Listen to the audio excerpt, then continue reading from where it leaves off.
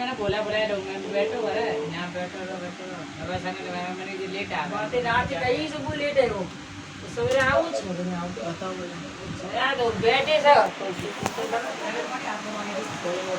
तो यहाँ हमारे बैठे तो काम ना करना हम तो काम और करना आधे ठीक है ये पैरों को क्या बताऊं खाना के देख ले बड़ा सबका एक साथ फुल निकलेगा मेरे पास यार बन जाती मैंने एक दिन आते रहेंगे एक दिन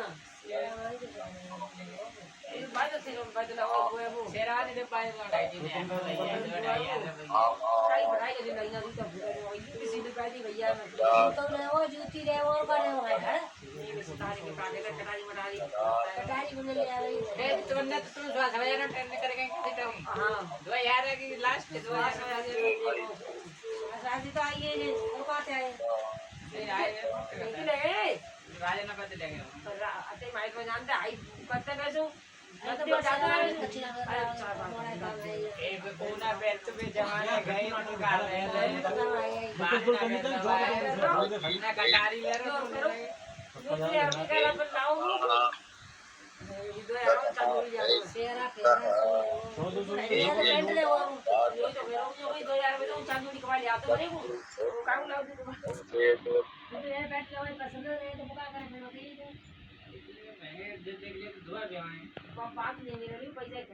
पैसे के जाए तो होगी मोड़े अब हमें के लाइन तो देख कर बड़ा स्पष्ट लग रहा है। ये जो प्रश्न है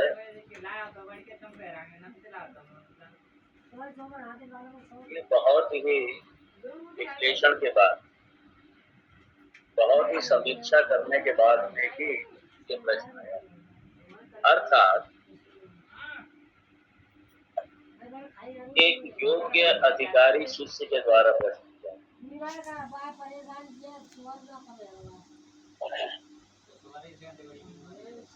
और उसने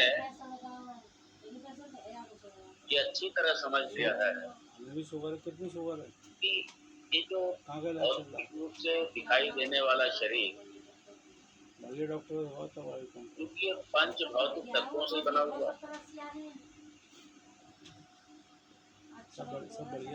लेकिन दूसरी तरफ सामने हमारे जितने ऑब्जेक्ट हैं जितनी वस्तुएं हैं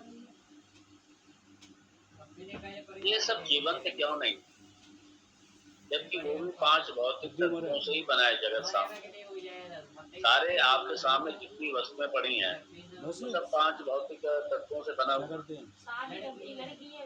वो जीवंत नहीं है वो चलने फिरने वाला नहीं है उसमें कोई गति नहीं है और ये शरीर गति भी कर रहा है चलने फिरने वाला भी है जबकि शरीर तो मुख्यतः पांच भौतिक तत्वों से बना है और वो जड़ है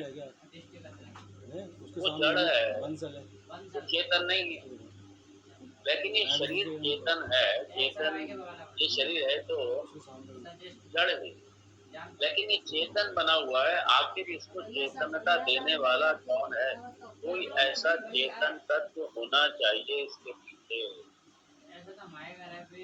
और वो दिखाई नहीं दे रहा आखिर वो दिखाई नहीं दे रहा लेकिन है जरूर इसके पीछे चेतन तत्व जरूर है और वो दिखाई नहीं दे रहा क्योंकि शरीर अपने आप स्वयं तो ये चेतन है नहीं तो इसको चेतनता प्रदान करने वाला आखिर वो तत्व क्या है वो मन को भी चेतन कर रहा है इंद्रियों को भी चेतन कर रहा है आखिर वो तत्व क्या है मुख्य ये प्रश्न और ये भी समझ रहा है वो कि वो चेतन दिखाई भी नहीं दे रहा चेतन तत्व वो चेतन तत्व दिखाई नहीं दे रहा लेकिन है जरूर कुछ ना कुछ तत्व तो है ही और वो जो तत्व है वो है चेतन ही अचेतन नहीं वो अचेतन नहीं है वो चेतन ही है लेकिन इन इंद्रियों से दिखाई नहीं दे रहा लेकिन हाँ पहचान तो हो रही है उसकी पहचान हो रही है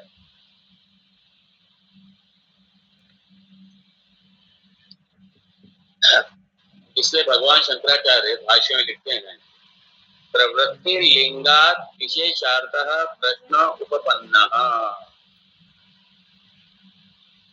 तो मन की इंद्रियों की प्रवृत्ति तो हो ही रही है, तो जब प्रवृत्ति हो ही रही है तो प्रवृत्ति का होना ये अपने आप में लिंग है, ये अपने आप में एक पहचान है।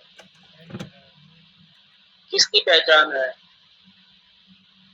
अर्थात इसके पीछे कोई विशेष तत्व है, तत्व है, कोई चेतन तत्व है। और भगवान शंकराचार्य कह रहे हैं कि प्रश्न तो बिल्कुल ठीक है, बिल्कुल सही प्रश्न है, इसके पीछे कोई चेतन तत्व है। जैसे रथादीनाम ही चेतनावत अधिष्ठितानां प्रवृत्ति ही दृष्टा न अनधिष्ठिता नाम। वो ये कह रहे हैं, भगवान भाष्यकार कह रहे हैं यहाँ पे, मान लीजिए रथ है, रथ क्या है? रथ अचेतन है, रथ अचेतन है। और जब रथ अचेतन है तो ये इसकी जो प्रवृत्ति है, इसकी जो चलन आदि क्रिया है, वो चेतन प्राणियों से अधिष्ठित होकर ही देखी जाती है।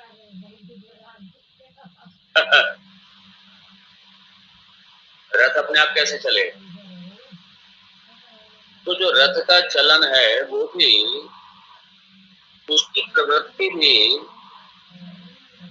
ही दृष्टा न अनधिष्ठिता न,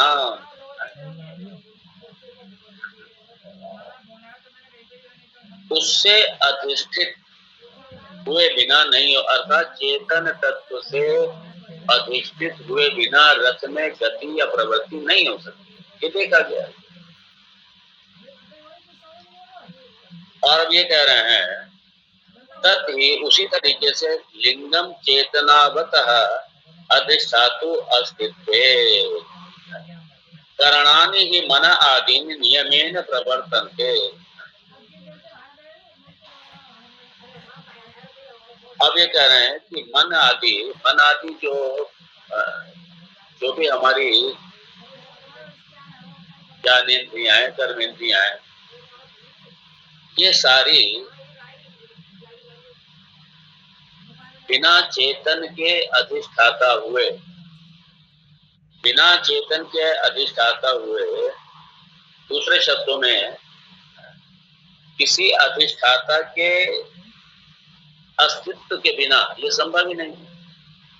इसका मतलब है कि उसका सत्ता है, अर्थात चेतन तत्व की सत्ता है पीछे। क्यों? इसकी पहचान क्या है? लिंग मतलब पहचान। इसकी पहचान ये कि मन आदि जो अचेतन है वो काम कर रहे हैं, इंद्रियां काम कर रही हैं। ये अपना वीडियो संजय जी ऑफ कर लें, वीडियो ऑफ कर लें।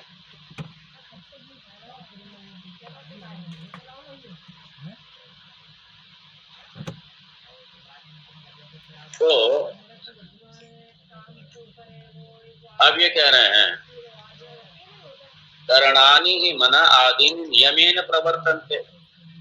अब जो मन आदि जो इंद्रियां हैं, करणानि, ये सारी जो इंद्रियां हैं, नियमेन, ये देख रहे हैं हम कि नियम से ही प्रवर्तन्ते, ये अपने विषय में प्रवृत्त हो रही हैं। अब ये कह रहे हैं तत् न असति, यदि वो चेतन तत्व नहीं है, तत् न असति, यदि वो चेतन तत्व नहीं है,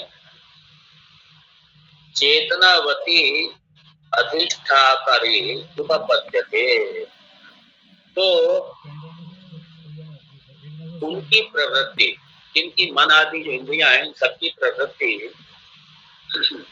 किसी भी चेतन अधिष्ठाता के बिना हो ही नहीं सकती। जैसे रथ की नहीं हो सकती, जैसे रथ की नहीं होती, ऐसे इसकी भी नहीं होती। इसका मतलब यह है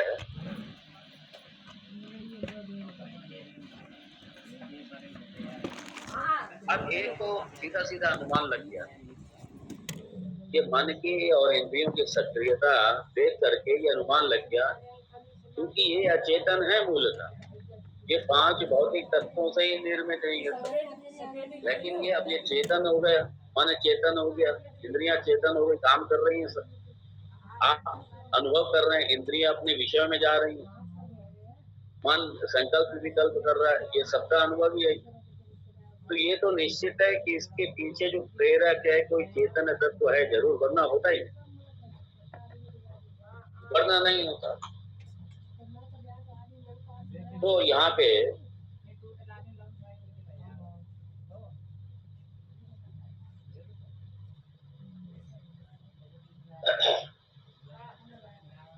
अब यहाँ पे कह रहा है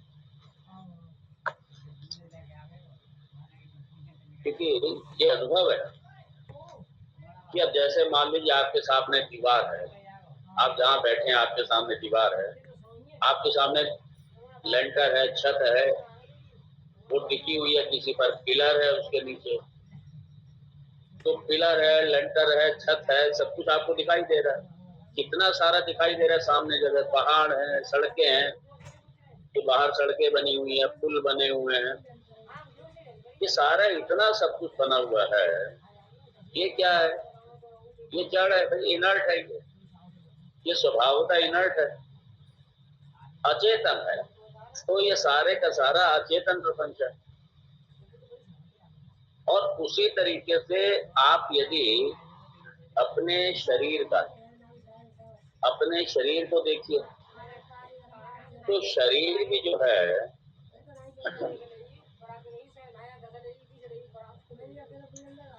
तो शरीर भी उसी तरीके से अचेतन है। तो जिस तरीके से सामने जो प्रपंच है वो अचेतन है, उसी तरीके से शरीर भी अपने आप में अचेतन है। और दूसरे शब्दों में शरीर चेतनवत है, लेकिन मृत्यु के बाद शरीर पड़ा हुआ है, वही शरीर है, पड़ा हुआ है सर। अब वो बिल्कुल अचेतन मत है, आप उसके साथ कुछ भी करिए, आप कुछ भी करिए, वो कोई रिएक्शन ही नहीं करेगा, उसे कोई मतलब ही नहीं है। तो जिस तरीके से अचेतन सामने प्रपंच, जो लक्षण सामने अचेतन प्रपंच के हैं वही के वही लक्षण इस शरीर के भी। तो इसलिए जो शरीर है, शरीरम अचेतनम, शरीरम अचेतनम, कैसा शरीर अचेतनम, प्रपंचवत, जैसे सामने प्रपंच है उसी तरीके से शरीर भी अचेतन।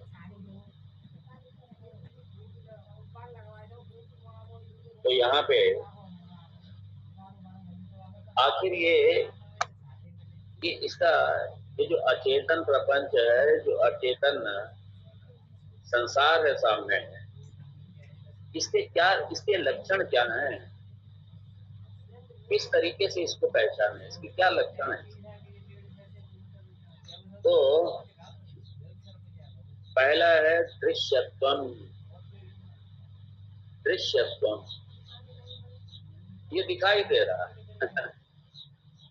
ये हमारी इंद्रियों के प्रत्यक्ष आदि जो हमारे इंद्रिया प्रमाण है, उनको स्पष्ट रूप से सामने दृष्टि गोचर हो रहा है, दिखाई दे रहा है ये सारा, इसलिए दृश्य है, दृक नहीं है ये दृश्य है सारा। और दृश्य जो है वो दृष्टा से या दृक से हमेशा अलग होता है। दृश्य कभी भी चेतन नहीं होता, दृश्य हमेशा अचेतन होता है। क्या आप लोगों ने दृश्य विवेक में देखा? तो जो दृष्टा है वो चेतन है, दृश्य है वो अचेतन है। और शरीर क्योंकि ये दृष्टा से पृथक है, आपका शरीर आपसे पृथक है।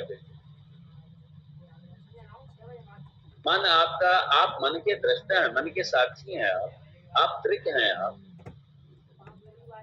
इसलिए मन भी दृश्य है आपका। तो आप अपने से पृथक जो भी अनुभव करते हैं सारे का सारा क्या है, अचेतन है, दृश्य होता है। इसलिए जो पहला है वो दृश्यत्वम, जो पहला है दृश्यत्व। दूसरा फीचर है भौतिकत्वम, भौतिकत्वम।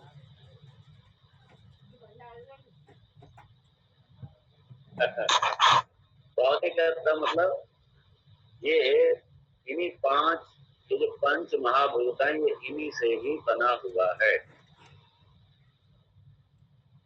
इन्हीं से बना हुआ है। और फिर है सगुणत्वम, सगुणत्व।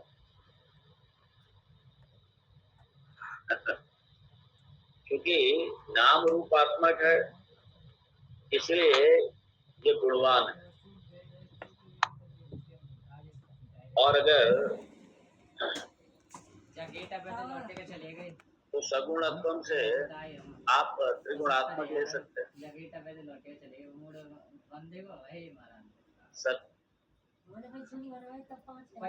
रज और तम ये त्रिगुणात्मक है।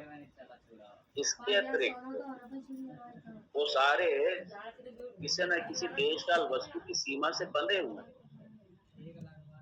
वो पृथक है। वो सारी वस्तुएं देखने में सब अलग अलग पृथक पृथक है, ये सारी दिखाई दे रही है। नाम रूपात्मक और कलर भी अलग अलग, साइज अलग अलग, कलर अलग अलग, साइज अलग अलग, सब अलग अलग दिखाई दे रहा है। तो ये सारा क्या है, जो अनिरंतर प्रपंच है उसका तीसरा लक्षण है सगुणत्व। तो पहला हो गया दृश्यत्व, दूसरा होगा भौतिकत्व, तीसरा हो गया सगुणत्व, और चौथा है सविकारत्वम, सविकारत्वम, सविकारी सारा विकार वाला और षड विकार वाला, सारा षड विकार वाला। अस्ति जायते वर्धते विपरिणामते अपक्षीयते और विनश्यते। अब इसको एक्सप्लेन करने की जरूरत नहीं, आप समझते ही। तो ये सारा ये इसलिए जो शरीर है, शरीर क्या है, सविकारत्व।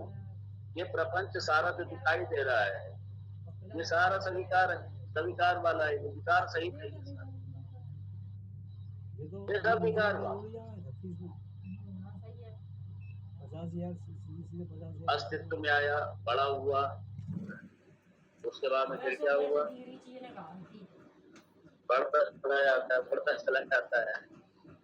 उसके बाद में एक समय आया, उसकी गिनती शुरू, फिर क्या हो गया, अपक्षीय हो गया, रोगी हो गया, बेकार होने लगा, खराब होने लगा। ये शरीर के जैसे ही है सारे जगत। आप नई कार लाइए, बिल्कुल एकदम नई कार नहीं थी, अब है, उत्पन्न हो गई, उसके बाद में फिर क्या सेम रहेगी, वही की वही रहेगी? नहीं, ये सारा क्या हो गया, सब बड़ा प्रेम होता है, बड़ा अच्छा लगता है, नई कार आई है, नई कार आई है, 6 महीने बाद ज्यादा बेकार हो गए, बेचो इसे, हटाओ हटाओ, मॉडल पुराना हो गया, बेकार हो गया, नहीं लाओ। तो जितना ये दृश्य प्रपंच है, और याद रखिए ये शरीर भी उसी तरीके से है, ये शरीर भी दृश्य है, और दृश्य है, दृश्य नहीं है, ये अचेतन है, चेतन नहीं है। तो इसलिए ये शरीर के भी यही के यही जो सामने प्रपंच के लक्षण है, वही के वही लक्षण इस शरीर के। तो सविकारत्व हो गया, और दूसरा हो गया, अब ये पांचवा हो गया इसका आगमपायत्वम, आने जाने वाला हो गया आगमपाय। भगवान कहते हैं ना, आगमपाय अनित्याः सांस्थितिक्षस्व भारत। सारा आगमपाय जा रहे हैं, जा रहे हैं। ये भी अच्छा आगमपाय है। अगर ये जाने वाला ना हो अगर ये मरे नहीं बड़ी समस्या पैदा हो। जिधर जाओ ठीक है मैं। इसलिए मृत्यु भी एक वरदान है। और एक बड़े मजे की बात है, सब धिक्कार कर दें, सारा धिक्कार दें, सारे आपको ठोकर मार दें, लेकिन मृत्यु कभी ठोकर नहीं मारती। मृत्यु गले से लगाती है, और मृत्यु भी आती है तो भले के लिए ही आती है। ये सारे जो शरीर की आदि व्याधियां और बुढ़ापा और जर्जर शरीर हो रहा है, इससे छुटकारा दिला करके नया शरीर किसी के साथ।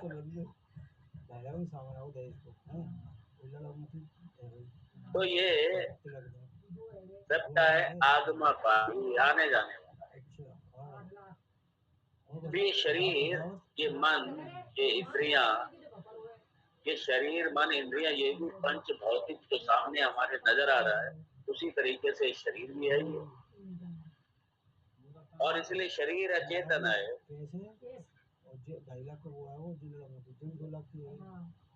तो शरीर क्या है? ये ऑब्जेक्ट है, ऑब्जेक्ट है। जैसे सामने वस्तुएं पड़ी हुई है, वैसे ये भी है, मैटेरियल है, मैटर है, ये भौतिकम है, ये पंच भौतिकम है। इसलिए का भौतिकत्वम, पहला दृश्यत्वम, दूसरा भौतिकत्वम। भौतिकत्वम है। और अब क्योंकि जैसे जैसे जगत के कितने सारे एट्रीब्यूट्स हैं, गुण हैं जगत के,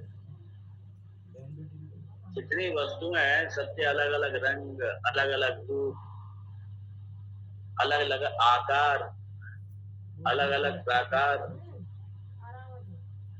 और सबके अलग अलग उपयोग। तो ये सारा क्या है? भौतिकत्व है। और हमारे हम अपने सेंस ऑर्गन से, हम अपनी ज्ञानेंद्रियों से सबका अनुभव करते हैं। तो जैसे हम सारे जगत का अनुभव करते हैं, उसी तरीके से हम अपने शरीर का भी अनुभव करते हैं। शरीर के अलग अलग हिस्से के होने वाले दर्द, अलग अलग हिस्से के होने वाले दर्द, दांतों का दर्द अलग तरीके का, आंखों का दर्द अलग तरीके का, कान का दर्द अलग तरीके का, घुटने का दर्द अलग तरीके का, कंधों का दर्द अलग तरीके का, पेट का दर्द अलग तरीके का, सब अलग। ये सारा हम अनुभव ही करते हैं। सारा ये सारा दृश्य है, ये सारा सब वही करने वाला है सर। तो हमारी जो इंद्रियां हैं, हमारी ज्ञानेंद्रियां, उससे जैसे हम अपने पंच ज्ञानेंद्रियों से पंच विषयात्मक जो संसार है, जैसे उसका अनुभव करते हैं, शब्द, स्पर्श, रूप, रस, गंध, ये सारी, ये पांच हमारी इंद्रियों और पांच ही इंद्रियों के विषय, और ये पांच इंद्रियों के विषय में सारा संसार है। सारे संसार का अनुभव कर रहे हैं इसको। और ये संसार सारा पृथक है। उसी तरीके से ये संसार का पार्ट, ये शरीर भी संसार का पार्ट है। यथा पिंडे तथा ब्रह्मांडे। इसलिए जो ये पिंड है ना, ये पिंड की तरह ये ब्रह्मांड भी है। जो इस पिंड में है, वो इस ब्रह्मांड में। और ये पिंड क्या है? दृश्य है ये। इसलिए दृश्य है, इसलिए अचेतन है, ये चेतन नहीं।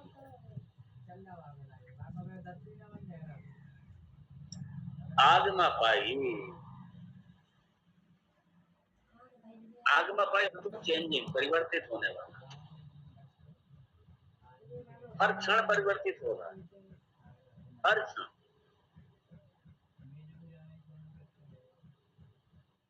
बड़े मजे की बात है, माइक्रो लेवल पे अर्थात सूक्ष्म स्तर पर भी परिवर्तित हो रहा है, सूक्ष्म स्तर पर भी परिवर्तित। एक एक सेल्स परिवर्तित हो रहे हैं, नए नए सेल आ रहे हैं, पुराने सेल जा रहे हैं, एक एक सेल परिवर्तित हो रहा है, हर क्षण परिवर्तित हो रहा है। और जो बड़े से बड़े स्टार हैं, सूर्य है, चंद्र है, और पता नहीं इस गैलेक्सी के अंदर कितने सारे स्टार हैं, कितने ग्रह उपग्रह, पता नहीं कितना कितना विशाल अंतरिक्ष, सारे परिवर्तित हो रहे हैं, सभी परिवर्तित हो रहे हैं, हर क्षण परिवर्तित हो रहे हैं। ये पृथ्वी परिवर्तित हो रही है, सूर्य परिवर्तित हो रहा है, सब परिवर्तित हो रहा है। सारे क्या है, आगमा पाई हैं ये सारे के सारे, सब आगमा पाई। और अब विज्ञान चाहे कितना भी उन्नति कर ले, क्या वैज्ञानिक जब संसार का लय होगा, प्रलय में जाएगा, क्या वो उसका अनुभव कर सकता है? क्या नहीं कर सकता। लेकिन शास्त्र प्रमाण है, शास्त्र कहता है नहीं, ये संसार व्यक्त रूप से अव्यक्त रूप से आया है और ये भी जाएगा, ये भी जाए। आगमा पाई है सारा संसार, सारा संसार आगमा।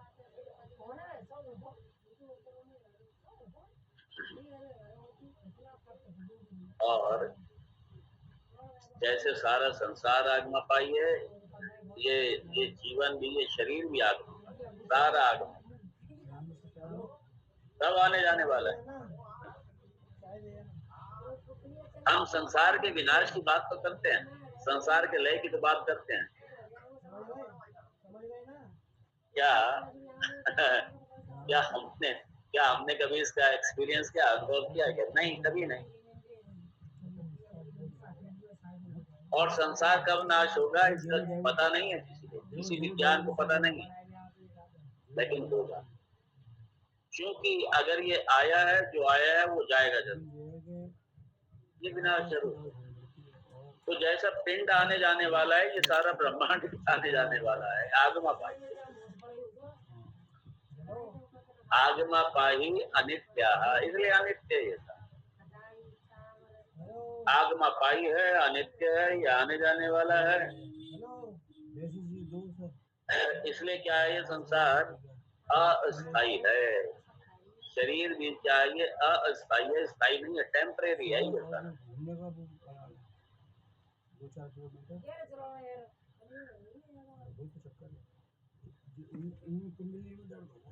तो ये सारा क्षय की तरफ जा रहा है, सब आगमा पाई, सब आ रहा है, जा रहा है, आ रहा है, जा रहा है, सारा आगमा पाई। शरीर तो उसी तरीके। तो दृश्यत्वम, भौतिकत्वम, सगुणत्वम, सविकारत्वम और आगमा पायत्वम, ये 5 जो फीचर, ये सारे भौतिक सारे जगत के हैं। और यही कि यही 5 फीचर आपके अपने शरीर के, मन के, सबके, इसके लिए। और इसलिए वेदांत तो कहता है संसार ही आने जाने वाला है, अराइवल और डिपार्चर वाला है। ट्रेन जैसे आ रही है, जा रही है, अराइवल टाइम ये है, डिपार्चर टाइम ये है। ट्रेनें भी आ रही है, जा रही है, सब आ रहे हैं, जा रहे हैं। फ्लाइट भी आ रही है, जा रही है, अराइवल, डिपार्चर, बोर्डिंग, लैंडिंग नहीं, landing, boarding and then what, taking off, जा रही है। लैंड किया, बोर्ड किया, चली गई। बड़ा इंटरेस्टिंग है ये। और संसार की खूबसूरती भी इसी में, संसार की विशेषता भी इसी में। तो ये सारे के सारे जो संसार के लक्षण है, वही शरीर के भी लक्षण, इस शरीर का भी यही। और एक और बड़े मजे की बात है कि जब आप जागृत अवस्था में हैं, तभी ये संसार भी, बहुत ध्यान से सुनिएगा। जब आप जागृत अवस्था में तभी सामने संसार भी, और जैसे ही निद्रा में जाते हैं उसके बाद क्या संसार आपका सामने से चला जाता है। लेकिन आप ये कहेंगे संसार दूसरों के लिए तो रहता ही है। हाँ, दूसरों के लिए भी तभी तक है जब तक वो जागृत अवस्था में। जब वो भी निद्रा में जाएंगे उनका भी संसार जाएगा। इससे बड़ा स्पष्ट है कि संसार जो है ये आने जाने वाला है, अनित्य है। ये जब तक दिखाई दे रहा है, जब तक आप जागृत अवस्था में है दिखाई दे रहा है। ये निद्रा में गया संसार। स्वप्न में आप ये संसार में आप अपना दूसरा संसार बना लेते हैं। तो यहाँ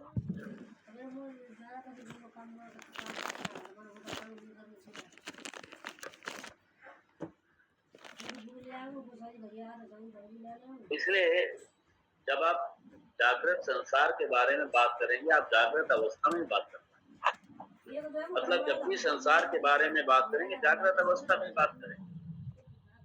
जागृत अवस्था आपकी गई, संसार आपका चला। तो ये संसार जो है, इसलिए वेदांत कहता है कि संसार तो सिर्फ एक प्रतीत हो रहा है, ये प्रतीत होता ही। और जैसे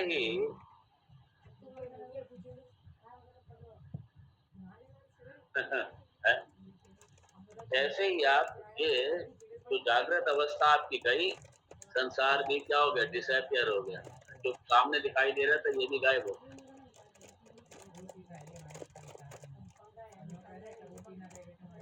तो अच्छा, और जैसे ही अब ड्रीम स्टेट आया, स्वप्नावस्था आया, आपने नया जगत बनाया और ये संसार चला गया। ये संसार नहीं रह पाऊंगा, आपने नया संसार क्रिएट।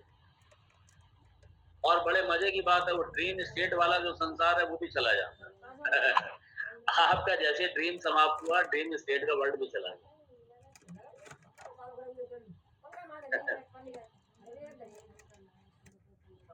तो इसी तरीके से ये जो जागृत का संसार, स्वप्न का संसार, ये भी सारा क्या है संसार, ये भी आगमा पाई है।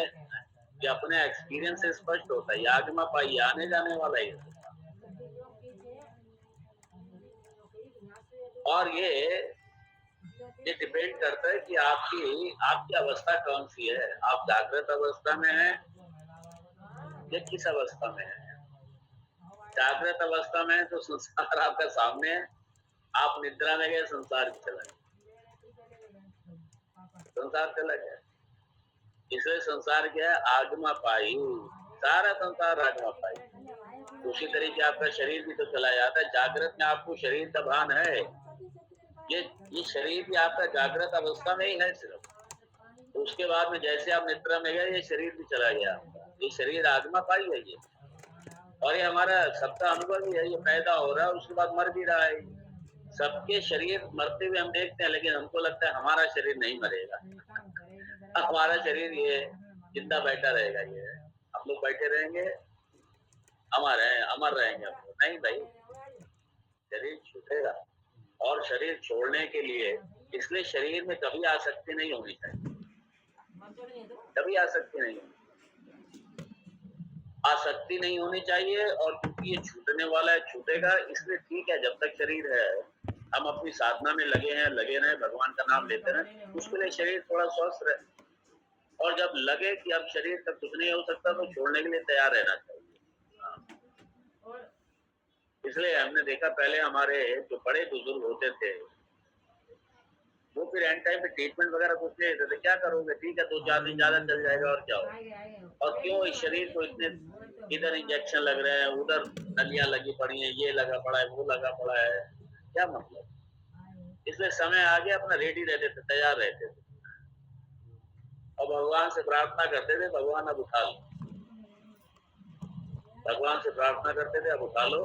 और शरीर का, इस जीवन का जो भी लेखा जोखा है, और ध्यान करते थे भाई हमने किसी को धोखा दिया है, क्या किसी को नुकसान पहुंचा है, हमसे कुछ भी किया है तो हमने माफी मांग लेते। भाई खत्म करो यार,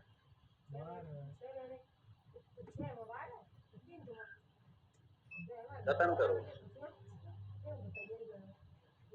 इसलिए अपना सारा हिसाब किताब चुका देते थे कि क्यों काम कामे थे। उसके बाद में क्योंकि कर्जा लिया है तो देना तो पड़ेगा ही, पाप किया है तो भोगना तो पड़ेगा ही, क्यों फिर बाद में भोगने के लिए आओ। इसलिए इसी जन्म में प्रयास करो ये पाप हो ही ना, और पुण्य करके भूल जाते थे। पुण्य किया अपना भूल गए, ध्यान भी नहीं है पुण्य का। तो ये इस तरीके से कई जन्मों के पुण्य संचित होते थे, और उसके बाद में पुण्यों के आधार पे भगवान, क्योंकि वो सारा कहीं कोई स्वार्थ नहीं था, निस्वार्थ भाव से किया गया है, कहीं कोई कामना पीछे नहीं थी।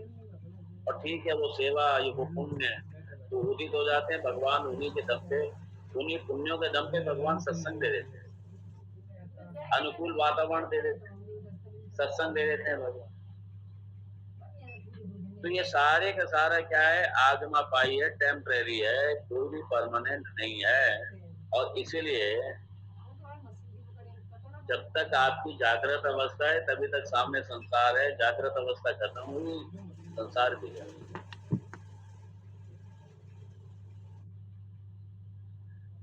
तो इसी तरीके से शरीर जो है ये भी दृश्यत्वम, भौतिकत्वम, सगुणत्वम, सविकारत्वम और आगमापाई, ये 5 लक्षणों वाला जैसे संसार है वैसे का वैसे ये शरीर भी है। अब जो प्रश्न करता जो शिष्य है उसके स्वाभाविक प्रश्न, ये शरीर जब जड़, ये सारा जड़ प्रपंच की तरह है, ये भी सारा अचेतन ही है, लेकिन ये चेतनवत दिखाई क्यों दे रहा है भाई? ये चेतनवत कैसे हो रहा है? ये चेतनवत कैसे हो रहा है? ये इसके पीछे चेतन तत्व है क्या? मैं तो वो जानना चाहता हूँ, क्योंकि हमारे पास जो प्रत्यक्षादि प्रमाण है इनसे वो जाना नहीं जा रहा है, इनसे वो देखा ही नहीं जा रहा है, हमारी इंद्रियों की पकड़ में नहीं आ रहा है, ना हमारे मन की पकड़ में आ रहा है, ना हमारी इंद्रियों की पकड़ में आ रहा है।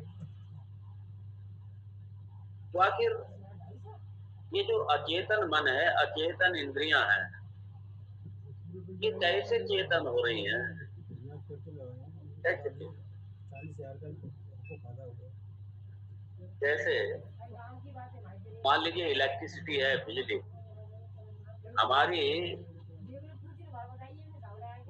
इंद्रियों से हमको दिखाई नहीं दे रही, लेकिन हमारे सामने पंखा चल रहा है, कूलर चल रहा है, एसी चल रहा है, ये बल्ब चल रहा है, ये सारे का सारा, भले हमें बिजली दिखाई नहीं दे रही इसके पीछे, लेकिन एक बड़ा स्पष्ट है कि अगर पंखा या एसी काम कर रहा है तो उसके पीछे इलेक्ट्रिसिटी है।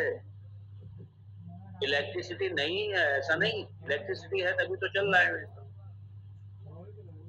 तो हम इलेक्ट्रिसिटी नहीं देख रहे, लेकिन इलेक्ट्रिसिटी का इन उपकरणों के माध्यम से हम अनुमान लगा रहे हैं कि पीछे इलेक्ट्रिसिटी है। इसलिए जैसे इलेक्ट्रिसिटी चली जाती है, ये इंस्ट्रूमेंट सारे जितने हैं ये काम करना बंद कर देते हैं, ये सारे उपकरण काम करना बंद कर देते हैं और हम समझ लेते हैं बिजली चली गई, बिजली चली गई।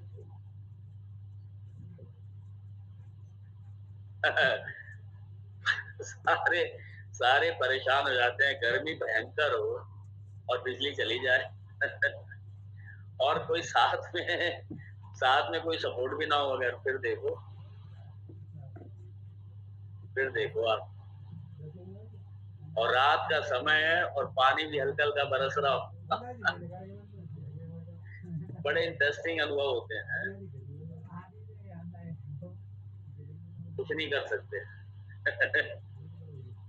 ये सारे अपने अपने पाप उचित हो जाते हैं जाकर। तो कह रहे हैं इसलिए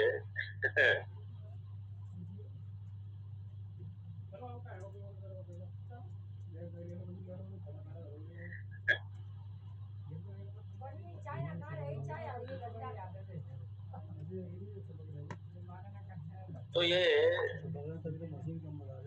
जो शरीर है, मन है, बुद्धि है, तो जिस तरीके से सारा संसार अचेतन है, उसी तरीके से ये मन, शरीर, बुद्धि, प्राण, ये सारे के सारे क्या है अपने आप। ये जो मन, बुद्धि, इंद्रियों का जो संघात है, जो बॉडी माइंड सेंस कॉम्प्लेक्स है, ये सारा क्या है? अचेतन।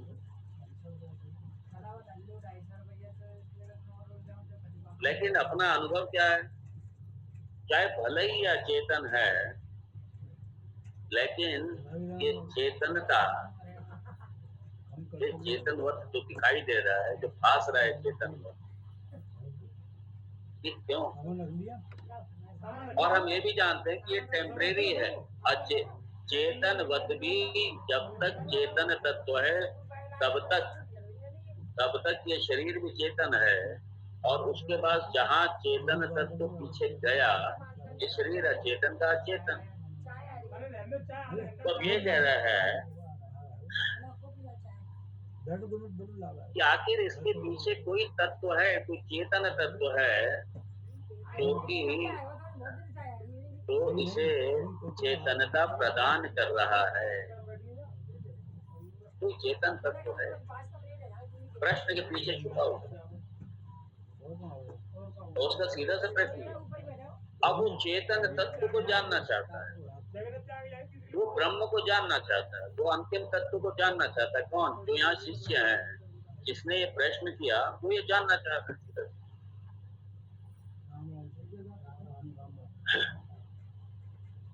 और ये कैसा? ये अदृश्य है, ये दिखाई नहीं दे रहा, ये हमारी इंद्रियों के पकड़ में नहीं आ रहा। ये इसका मतलब ये जो चेतन तत्व है, जैसे संसार के सारी वस्तुएं रखी हुई हैं और हम इनको अनुभव कर रहे हैं, तो ये तो पक्की बात है, इन वस्तुओं की तरह तो नहीं है, इन वस्तुओं की तरह है नहीं। वो जो जगत में जो कुछ भी दिखाई दे रहा है, वो पूरे जगत के किसी भी पदार्थ की तरह नहीं है। क्योंकि जब जगत सारा अचेतन है, इसका मतलब वो जगत में जो कुछ भी दिखाई दे रहा है, वो किसी भी पदार्थ की तरह नहीं है। वो बड़ा विलक्षण है जगत से, वो इस शरीर से विलक्षण है, मन से विलक्षण है, बुद्धि से विलक्षण है, वो सबसे विलक्षण है। वो सबसे विलक्षण है, और जब सबसे विलक्षण है, वो दिखाई नहीं दे रहा। मैं उसे जानना चाहता हूँ, मैं देखना चाहता हूँ, मैं समझना चाहता हूँ आखिर वो है क्या। इसलिए गुरुदेव से प्रार्थना कर रहा है शिष्य। और याद रखिए, बड़ा ये ऑर्डिनरी शिष्य नहीं है, ये शिष्य तो कैसा होना चाहिए, ये है शिष्य। इसलिए जो ब्रह्म प्राप्ति का जिज्ञासु है, वही शिष्य है सही मामले में, शिक्षण योग्य। जो इस विद्या प्राप्ति के योग्य है, वही शिष्य है। और सिख जो है ना, सिख भी शिष्य से ही आया है। सिख का मतलब ही शिष्य, जिसमें सीखने की योग्यता हो। इस ब्रह्म प्राप्ति के, ब्रह्म को पाने की, ब्रह्म प्राप्ति की योग्यता है सही मामलों में सिख वो है। अब वो एक अलग बात है कि ये पूरे का पूरा जितने सिख के 10 जो धार्मिक गुरु हैं, सारे के सारे वेदांती हैं ये। लेकिन अब समझा ही नहीं असल में, तो सिख के फॉलोअर्स हैं धर्म के, उन्होंने नहीं समझा। अब क्योंकि गुरु गोविंद सिंह जी बस उसको गुरु ग्रंथ साहिब को ही वो अंतिम रूप से रख गए, इसके बाद तो उम्र का गुरु नहीं होगा, यही अंतिम, अब बस यही है सब। तो उन्होंने तो बाकी के जो शास्त्र, जबकि वो जानते हैं बहुत से लोग कि जो ये संग्रह है, विभिन्न संतों की वाणी का संग्रह है, श्री गुरु ग्रंथ साहिब, और अंदर वेदांत भरा पड़ा है। और वो उसका जो मूल वेद है, उसका जो मूल वेदांत उपनिषद है, वो उपनिषद को उन्होंने अपने से अलग कर दिया। उपनिषद जो श्री गुरु ग्रंथ साहिब का मूल है, क्योंकि अगर देखा जाए तो श्री गुरु ग्रंथ साहिब ये स्मृति ग्रंथ ही हो गया, और जो मूल जो श्रुति ग्रंथ है वो हट गया। अब चूंकि वहां पे उसके बाद में कुछ है ही नहीं, श्री गुरु ग्रंथ साहिब बस वही अंतिम है। तो इसलिए अब वहां पे ये उपनिषदों की विद्या, ये ग्रंथों की विद्या, वो परंपराएं खत्म हो गई, टूट गई वो सारी। और जब उनको गुरु ग्रंथ साहिब के उन मंत्रों को, जो वेदांत के पूरा पूरा वेदांत है, जब उपनिषद से जोड़ के बताया जाए उन्हें कि आपका मूल तो उपनिषद है, आपका मूल तो वेदांत है, लेकिन अब चूंकि वो माने कैसे, क्योंकि उन्हें आज्ञा ही मिली है, यही अंतिम है बस। लेकिन ये अच्छा है, उन्होंने ये स्पष्ट किया, ऐसा नहीं, ये ठीक है अंतिम, लेकिन ऐसा नहीं है कि आप दूसरे शास्त्रों को नहीं देख सकते या नहीं पढ़ सकते। ये बहुत बड़ी कृपा है उनकी, गुरु गोविंद सिंह जी की, कि उन्होंने ये लिखा ही नहीं कि आप दूसरे ग्रंथों को नहीं देख सकते। अगर ये लिख देते तो एक बहुत बड़ी कल्ट, एक अलग तरीके का बड़ा इस्लाम के जैसा हो जाता वो। एनीवे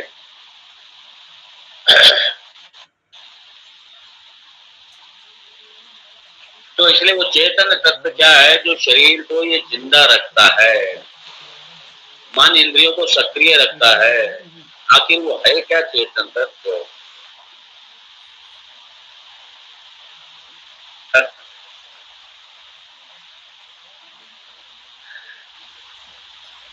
तो यहाँ आइए देखें जरा, केनेशितम पतति प्रेषितम मनः। केनेशितम, देखिए, एक ईशितम और प्रेषितम धातु दोनों के एक ही है। किसके द्वारा? ईशितम मतलब इच्छित होकर के, और प्रेषितम मतलब प्रेरित होकर के। मना पतति, मन अपने विषयों में गिरता है, मन अपने विषयों में जाता है। किसकी प्रेरणा से, किसकी इच्छा से? क्योंकि मन तो अपने आप में जड़ है, अचेतन है, और ये इसके पीछे कोई चेतन तत्व है जो मन को सक्रिय कर रहा है विषयों में जाने के लिए,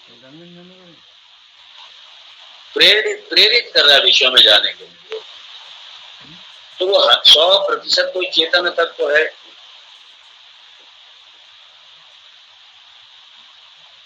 अर्थात उसके पीछे कर्ता कोई दूसरा है। तो केन ईशितम, केन कर्त्र ईशितम, किस कर्ता के? केन ईशितम मतलब केन कर्त्र ईशितम, किसी कर्ता के द्वारा इच्छित होकर के।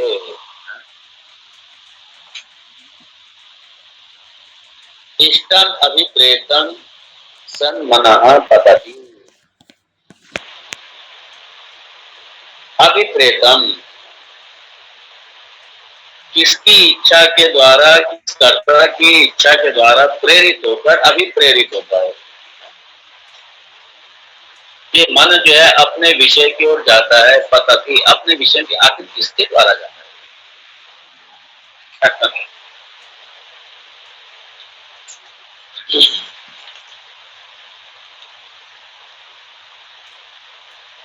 अब यहाँ पे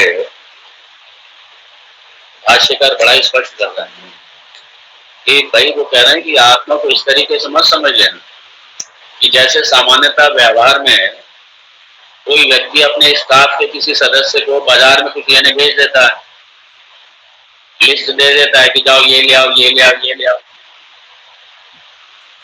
वो जाकर के लेके आ जाता है। तो उस तरीके से मत समझ लेना। इसलिए कहा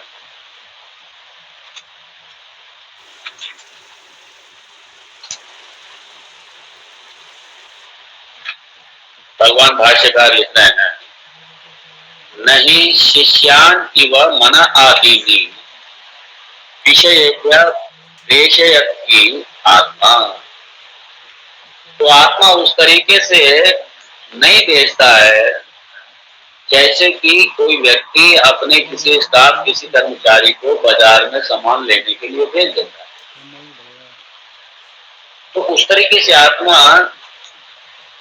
विषयेभ्य मन आदीनि विषयेभ्य प्रेषयति आत्मा न। आत्मा उस तरीके से नहीं भेजता है।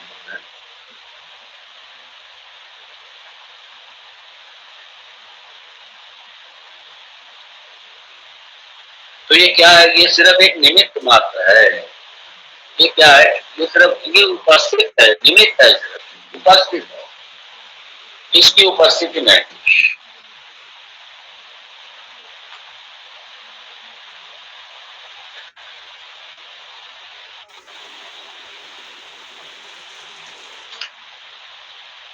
यहाँ पे भाष्यकार ने बड़ा सुंदर एक दृष्टांत दिया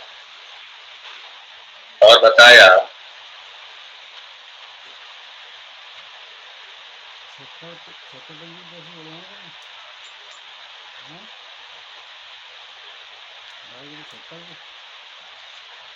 विविक्त नित्य चित स्वरूपतया तो निमित्त मात्रम प्रवृत्तो नित्य चिकित्सा दुष्टातृत्व। यहाँ पे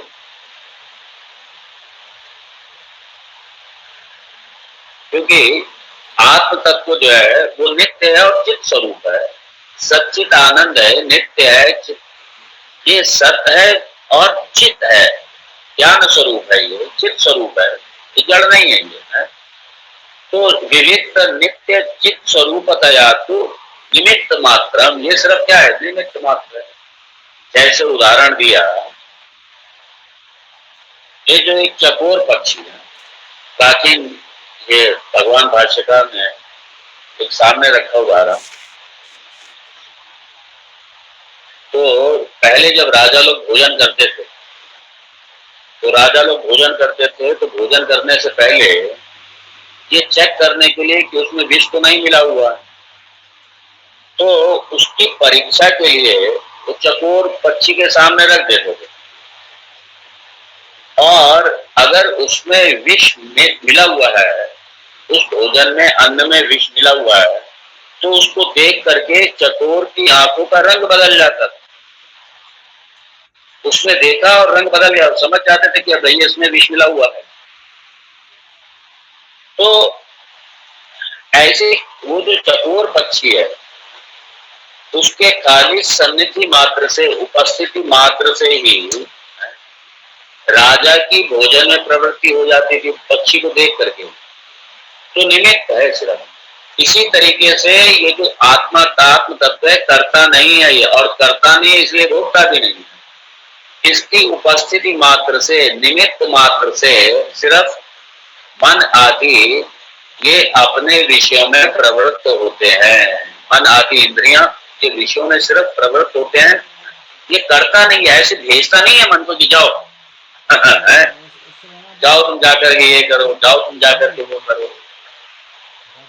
तो इस तरीके से आत्मा नहीं है, वो भेजता नहीं है। आखिर क्या है, क्या वो तत्व है? तो इन सबकी प्रवृत्ति जो है वो केवल आत्म तत्व का होना ही पर्याप्त है, उसका होना ही जो निमित्त है।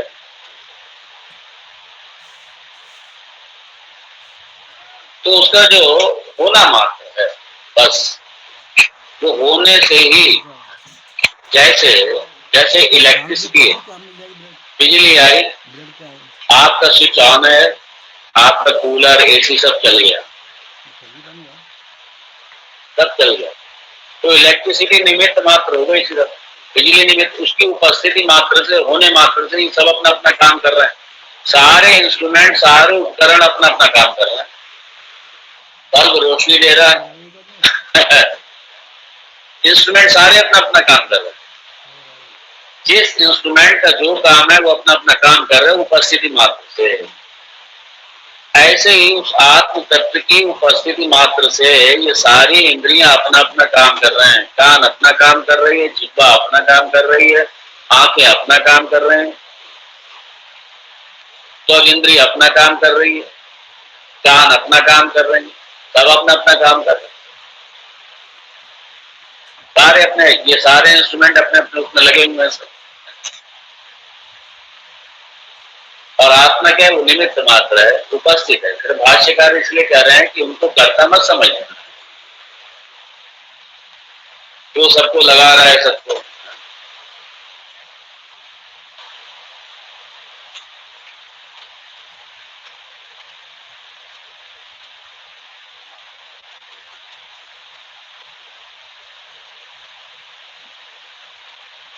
तो यहाँ पे ये कह रहे हैं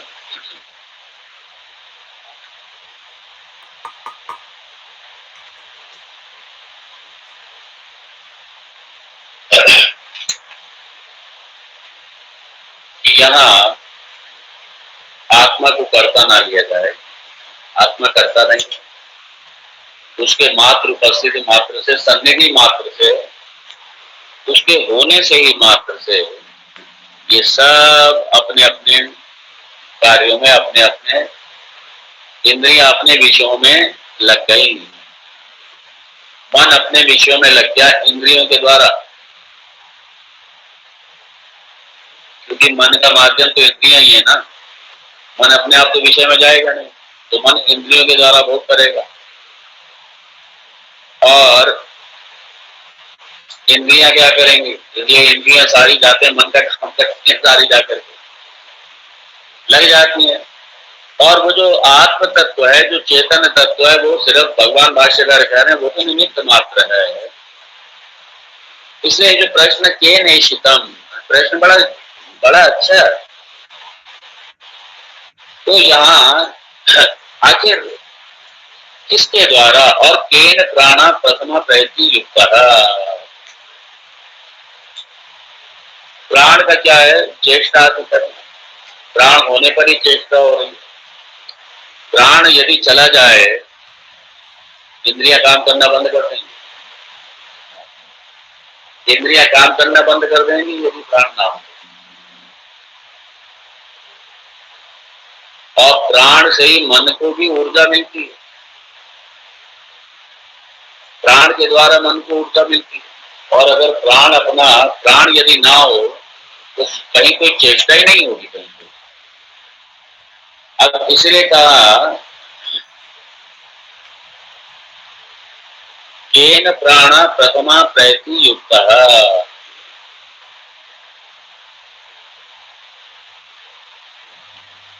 केन प्राण, तो प्रथमा प्रयति। अब ये सवाल है किससे प्रयुक्त होकर, किससे जुड़ करके ये जो प्राण है ये चलता है। क्योंकि प्राण ये मूलता तो ये भी जड़ प्रपंच में आता दृश्य है। अब सवाल ये है कि आखिर ये भी किसकी ताकत से काम कर रहा है, किसके साथ जुड़ करके प्रयति युक्ता, किसके साथ जुड़ करके ये प्राण प्रयति मतलब चल रहा है। ये जितनी भी अंदर जो चेष्टा आदि क्रियाएं हैं, प्राण की जितनी भी अंदर बहुत बड़ा गतिविधि है। अगर अपने शरीर को देख लेना, मैनेजमेंट अगर सीखना है तो शरीर से सीख सकते हैं, अपने शरीर से। अंदर कहीं कोई संघर्ष नहीं है, कहीं कोई ये भूख हड़ताल अलग अलग डिपार्टमेंट की नहीं है। पांचों इंद्रियां, ये पांचों डिपार्टमेंट, ये प्राण से, और इनका आपस में प्राण का डिपार्टमेंट, इंद्रियों का डिपार्टमेंट, मन का डिपार्टमेंट, बुद्धि का डिपार्टमेंट, और हर डिपार्टमेंट के कितने कितने काम है कोई गिनती नहीं। और कहीं कोई आपस में क्लैश नहीं होता है, कहीं कोई क्लैश नहीं। मैं तो कहता हूँ यदि मैनेजमेंट यदि सीखना है तो कॉलेज इंस्टीट्यूट में भी अगर सिखाया जाए तो अपने शरीर सशक्त एक माध्यम है, बहुत बड़ा माध्यम। कहीं कोई संघर्ष नहीं, कहीं कोई लड़ाई झगड़े नहीं, कहीं कुछ नहीं। और सब एक दूसरे का सहयोग कर रहे हैं। सारे सहयोग करते हुए अपना सब मस्ती से जी रहे हैं सब, कहीं संघर्ष नहीं, कहीं कुछ नहीं। तो किसकी ताकत से, किसकी उपस्थिति से, किसकी शक्ति से संयुक्त होकर के प्राण प्राण चेष्टा कर रहा है, प्राण अपने कार्य में लगा हुआ है, प्राण किसके उससे चलता है।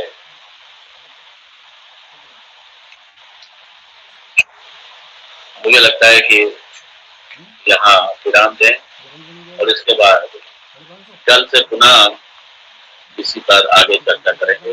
ओम तत्सत। ओम नमः पूर्णमिदं पूर्णात् पूर्णस्य पूर्णमादाय पूर्णमेवावशिष्यते। ओम शांति शांति शांति।